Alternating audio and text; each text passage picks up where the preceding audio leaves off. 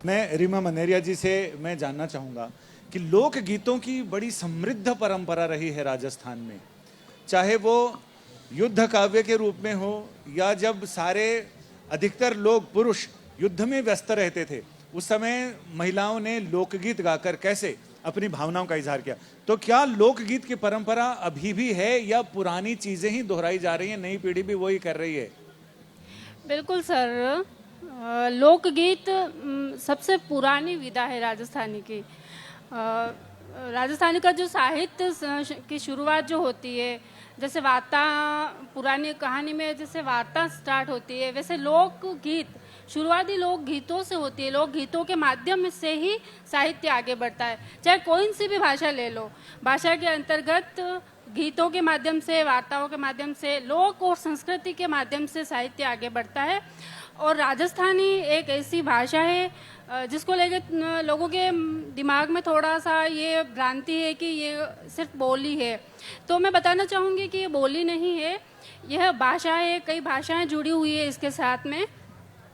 और हिंदी के एक समीक्षक ने बताया कि जिस भाषा के पास विजयदान देथा जैसा लेखक हो, वह भाषा कैसे कमजोर हो सकती है। तो और राजस्थानी साहित्य आज का नहीं, पुराना आदिकाल से चलता आ रहा है।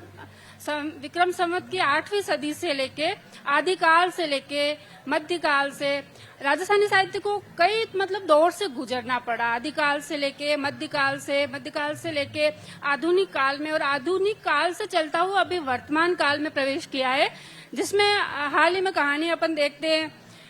तो एक बात और मैं बताना चाहूंगी कि लोक तो कहानियों के साथ चलता है। जिन कहानियों में या जिन साहित्य में लोक या संस्कृति नहीं है, वह कहानी है, अलूणी है। अलूणी शब्द राजस्थान का एक शब्द है जिसमें लूण ही नहीं है। जिस सब्जी के अंदर नमक ही नहीं हो, वैसा स्वाद आता है उसका। तो लोक और संस्कृति का तो साथ होना बहुत ही जरूरी है। और लोक की और भी बात करते हैं तो राजस्थानी साहित्य के अंदर कहानी की जो विधा चल रही, तो शुरू में आदिकाल में वार्ताओं के माध्यम से चलती आ रही। एक दूसरे को लोग सुनाते थे मौखिक रूप में, और चलते चलते मध्यकाल में आते आते ये वार्ताएं लिखी जाने लगी। और आधुनिक काल में आते आते जब 1857 की क्रांति जब थी, उस समय सभी विधाओं ने कहानी के साथ साथ अन्य जो गद्य विधाएं, उनका भी विकास हुआ, उनका भी एक नया जन्म हुआ, एक तरह से अपन कह सकते हैं। और साथ ही कविता का भी सूर बदला। वो अपने एक खोलिये से बदल के पुराने जो वस्त्रों को चेंज करके वो नए कपड़े पहनती है। जैसे आजकल की महिलाओं को अपन देखते हैं, पुराने साड़ी जो लपेट के नहीं रहना चाहती है, आधुनिक वस्त्र पहनती है। उस तरीके से एक कहानी ने भी अपना एक परिवर्तन किया। वार्ताएं नहीं रह के वह राजा रानी की कहानी नहीं, सुआ या सुवटिया की कहानी नहीं होकर आजकल की आधुनिक नई कहानियों में सामने आई है। यानी अब भारी भरकम घाघरा लुगड़ी की जगह लोगों ने बिल्कुल सर, बिल्कुल छोटे कपड़े पहनने शुरू कर दिए। बिल्कुल। तो कहानी ने, साहित्य ने भी ऐसा ही कर लिया क्या? स्लिम एंड परिवर्तन तो स्वाभाविक है सर। एक लोकगीत पर मैं बताना चाहूंगा कि राजस्थान में लोकगीत की परंपरा में मांड, जिसमें लोग ये समझते हैं कि वीरों की धरती है राजस्थान, राजपूतों की धरती है, तो सिर्फ वीर रस की बातें, तलवारें खींच रही हैं और ये हो रहा। लेकिन जो मांड शैली है, जो सबसे पुरानी मानी जाती है, उसमें श्रृंगार रस का बहुत ही अद्भुत और दिव्य वर्णन मिलता है।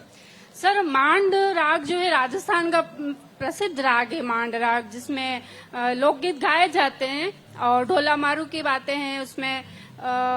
महेंद्र मूमल की बातें ले लो, मान राग में जो गाई जाती है। और राजस्थान वीरों और सूरों की, सूरमाओं की धरती रही है, तो वीर रस तो वहाँ स्वाभाविक है ही है। वीर रस तो निकल आए आदिकाल में। साहित्य बताता है कि वीरों के अंदर भी एक दिल धड़कता है, जो दिल प्रेम और प्यार की बातें करता है। बिल्कुल सर, उसका ये उदाहरण आदिकाल में ही आपके सामने आ गया है, जिसमें ढोला मारू का जो उदाहरण सामने आया है वो आदिकाल से शुरू हो गया था। ढोला मारू का जो प्रेम कथा जो उसमें है, पूरी प्रेमाख्यान, वो उसी में है।